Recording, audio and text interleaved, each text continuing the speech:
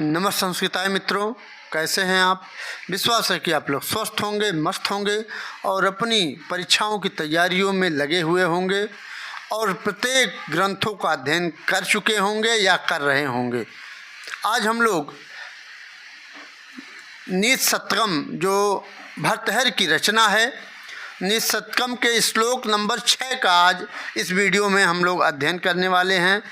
आप जानते हैं कि यह टीजीटी संस्कृत के सिलेबस में नीति शतकम को रखा गया है और यह परीक्षाओं की दृष्टि से यह जो ग्रंथ है काफ़ी महत्वपूर्ण है। ठीक है, तो आइए इस श्लोक के बारे में जानते हैं, समझते हैं, इसके अर्थ को देखेंगे, इससे बनने वाले महत्वपूर्ण प्रश्नों को भी देखेंगे। इसके पहले 5 प्रश्नों को अगर नहीं देखे हैं, पाँचवें श्लोक तक अगर अध्ययन नहीं किए हैं तो मंगलम मंत्रा पर यूट्यूब पर जा कर के मंगलम मंत्रा टाइप करके वहाँ से आप देख सकते हैं। ठीक है, पसंद आए तो इस चैनल को लाइक और सब्सक्राइब जरूर करिएगा मित्रों। ठीक है, आइए 6ठे श्लोक का अध्ययन करते हैं। पहले वाचन करते हैं, उसके बाद फिर अर्थ और उससे बनने वाले प्रश्नों को देखते हैं। इसमें शार्दूल विक्रीडित छंद है। ठीक है, कौन सा छंद है? शार्दूल विक्रीडित छंद है। ठीक है, तो पहले शार्दूल विक्रीडित छंद का क्या नियम है उसको देख लेते हैं। सूर्यास्वैरं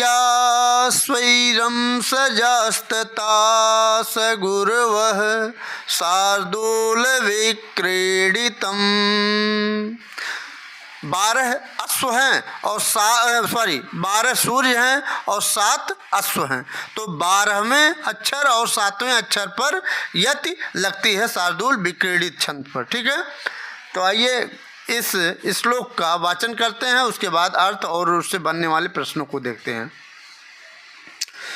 व्यालं बालमिडाल तन्तुभिर्सौ रोद्धुं समो जिम्भते छेतुं वज्रमणिं शिरीषकुसुमं प्रान्तेन सन्निह्यते माधुर्यं मधुबिन्दुना रचयितुं क्षाराम्बुधिरीहते मूर्खान्यन् प्रतिनेतुमिच्छति बलात् सूक्तैः सुधासेन्द्भिः।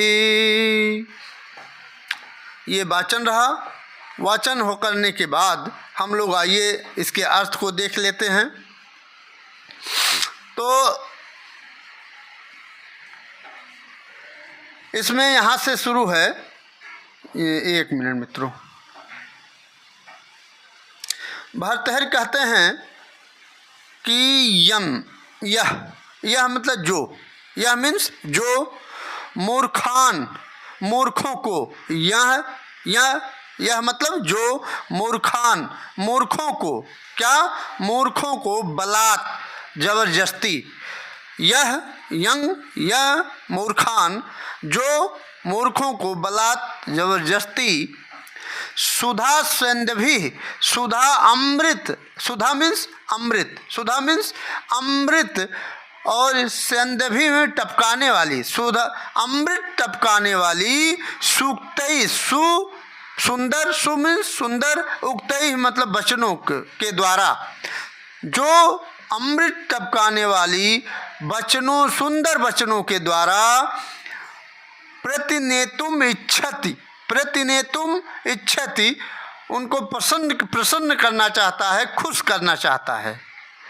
क्या कहता है कि जो मूर्खों को, अर्थात जो व्यक्ति मूर्खों को जबरदस्ती अपने सुंदर वचनों से खुश करना चाहता है, प्रसन्न करना चाहता है, वो ऐसा भर्तृहरि कह रहे हैं कि मानो ये पहली लाइन, दूसरी लाइन, तीसरी लाइन उनके लिए है। ठीक है, तो इसका अर्थ यही हुआ कि जो व्यक्ति मूर्खों को जबरदस्ती अपने सुधा सेंदभी, अपने अमृत टपकाने वाले सुंदर वचनों से खुश करना चाहता है, प्रसन्न करना चाहता है, वह ये करता है। अर्थात पहली लाइन, दूसरी लाइन और तीसरी लाइन। ठीक है, तो अब पहली लाइन से आइए देखते हैं हम लोग। चौथी लाइन आपको पूरा हो गया, एक एक शब्द पूरा हो गया और उससे बनने वाले जो अर्थ हैं वो बता चुके। फिर आइए,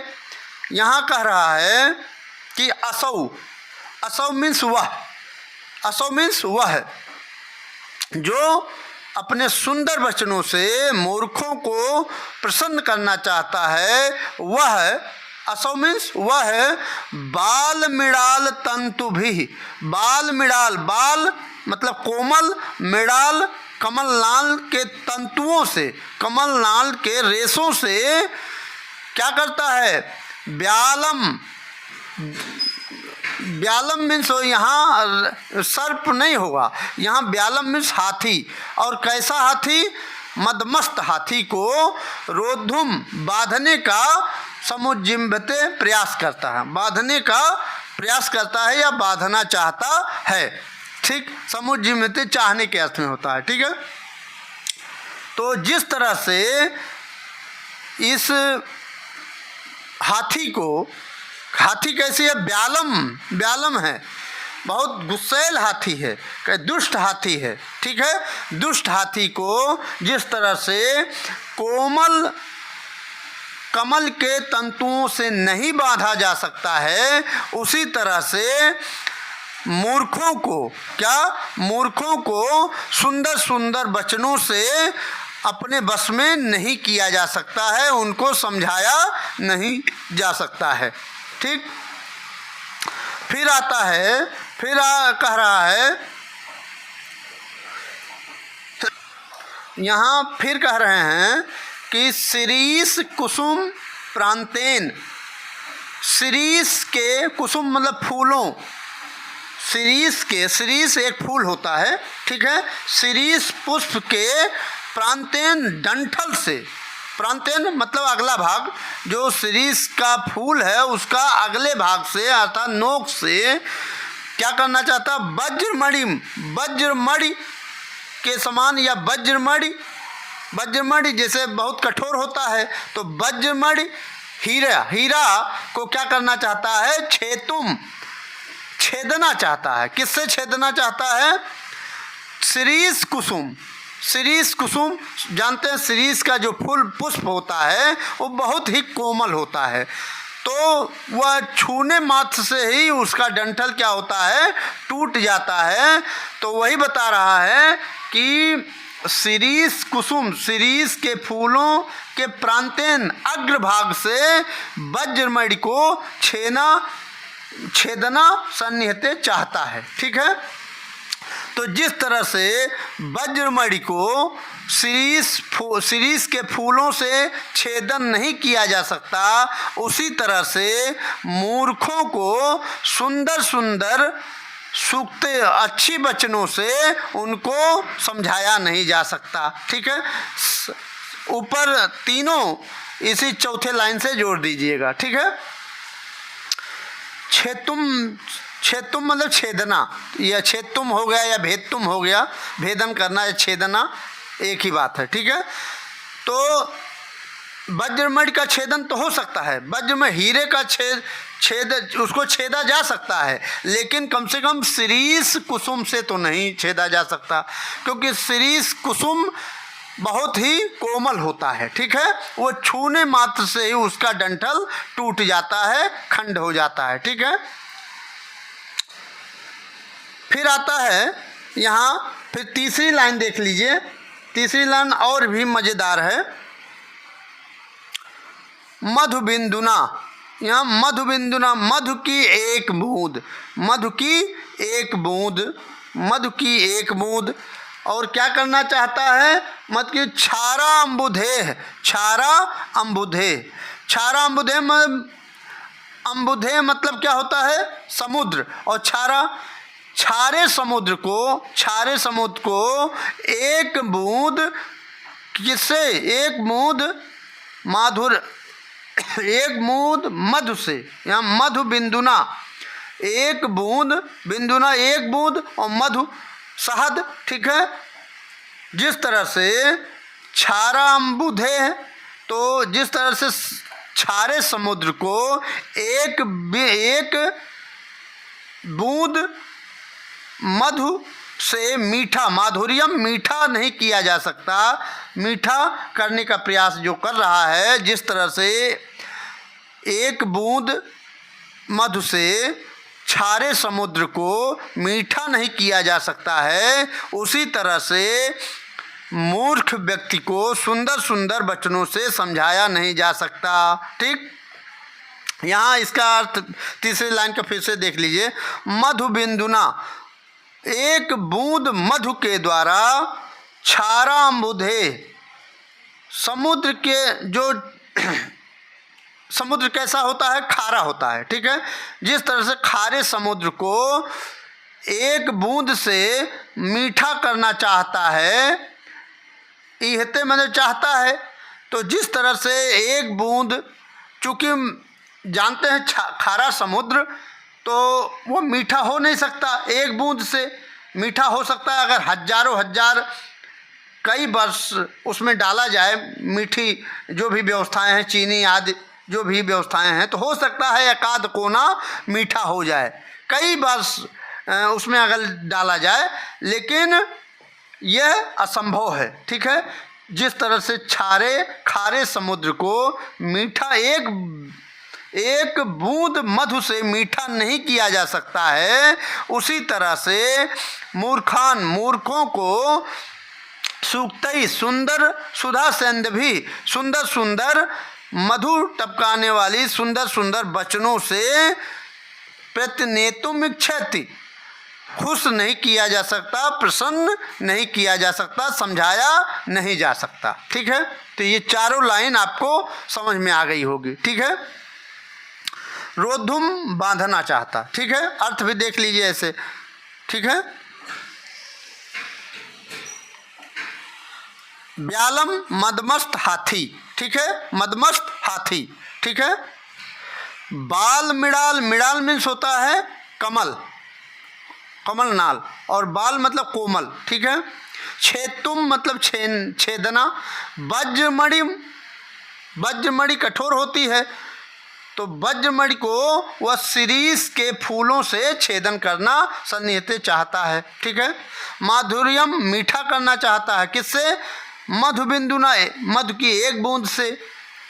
रचयितुम रचना करना चाहता है, ठीक है। क्षारा अम्बुधे, क्षारा अम्बुधे, अम्बुधे समुद्र, जो खारे समुद्र को, यहाँ खारे समुद्र को एक बूंद मधु से मीठा करना चाहता है, ठीक है।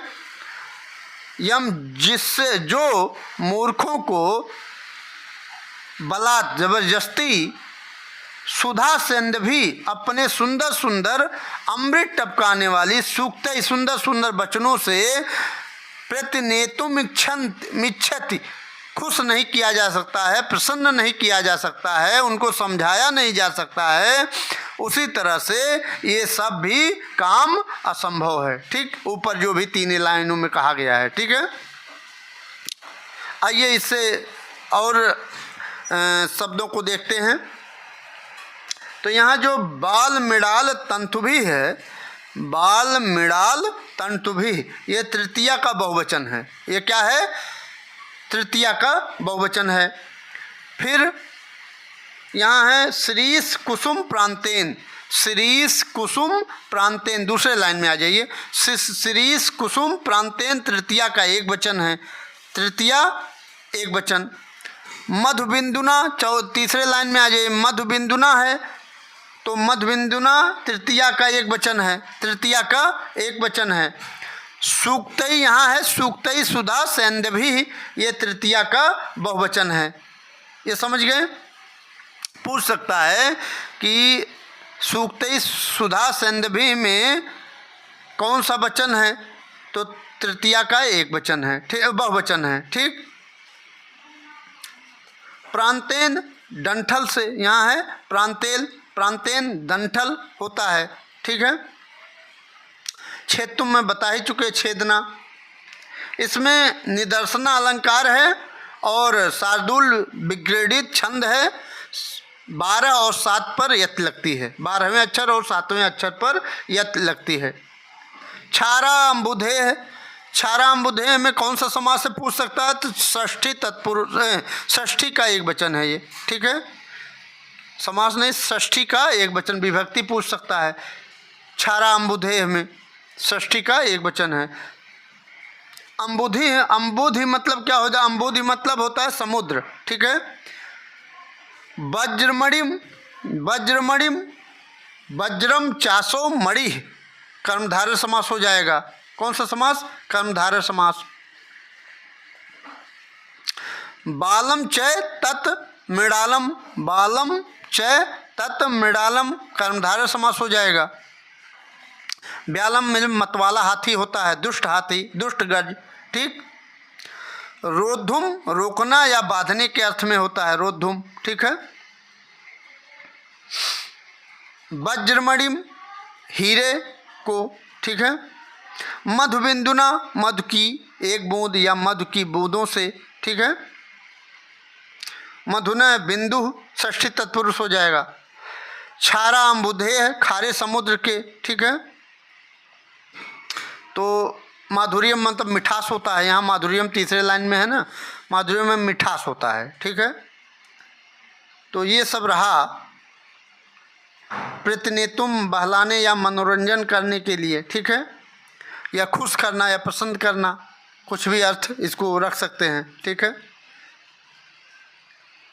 तो वही कहा, यहाँ भी कह रहा है कि जो मूर्खों को बलात् अमृत टपकाने वाली सुंदर वचनों से समझाना चाहता है, वह कोमल कमल नाल के छोर से, मतलब कोने से, डंठल से मतवाले हाथी को बांधना चाहता है। शिरीष पुष्प के डंठल से वज्रमणि हीरे को छेदना चाहता है, क्योंकि यह असंभव है कि शिरीष पुष्प से वज्रमणि कठोर होती है, ठीक है, तो उससे छेदन तो हो नहीं सकता है। और हम खारे समुद्र को एक बूंद मधु डालकर मीठा करना चाहता है। तो ये सब कुछ असंभव है, ठीक है। लेकिन असंभव काम भी उसी तरह से नहीं हो सकता ये सब, कि जिस तरह से मूर्खों को सुंदर सुंदर वचनों से समझाया नहीं जा सकता है। उसके लिए अलग व्यवस्थाओं की आवश्यकता मूर्खों के लिए होती है, ठीक। यही भर्तृहरि ने अपने इस श्लोक में बताया है, ठीक। तो इस श्लोक में मैं बता ही चुका हूँ, निदर्शन अलंकार है और शार्दूल विक्रीडित छंद है। और शार्दूल विक्रीडित छंद का मैंने बता भी चुका, सूर्या स्वैर्यम सजास्तता सगुर्वः शार्दूल विक्रीडितम। 12 सूर्य हैं और 7 अश्व हैं, तो 12 और 7 पर, 12वें और 7वें अक्षर पर यति लगती है, ठीक है, रुका जाता है। तो ये आपको कैसा लगा यह श्लोक बताइएगा, और 7वां श्लोक लेकर के इसके बाद वाली वीडियो में हम आपके सामने उपस्थित होंगे। तब तक के लिए हमें आज्ञा दें। नमस्कार, नमः संस्कृताय, जय हिंद, वंदे मातरम।